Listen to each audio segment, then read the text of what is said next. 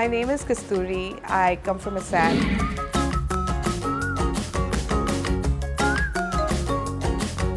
I've married a man from Kerala, and our connect, how it culminated into marriage is, our love for food.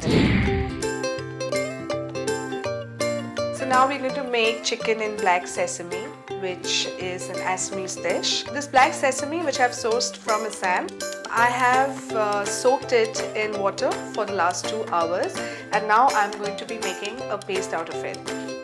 The first step is to add mustard oil. We're adding 1 teaspoon of sugar there. Once it turns brown, we'll fry some onions in it. Now I'm going to add a pinch of salt so that the onions cook a little faster.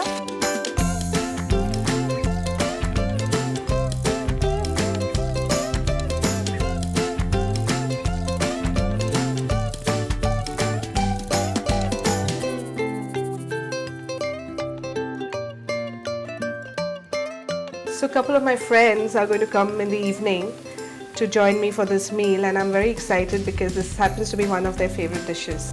Mix the chicken well, and we're going to let it cook for 10 minutes till the water from the chicken starts coming out.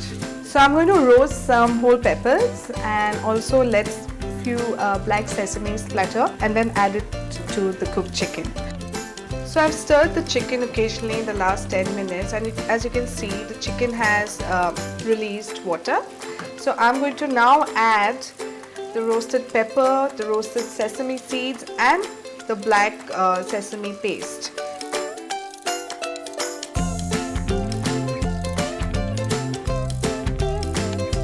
What's essential to know at this point is in another 10 minutes the entire dish will be ready to be served.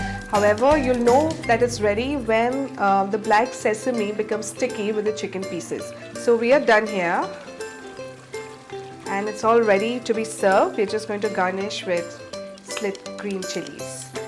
There you go, your chicken and black sesame.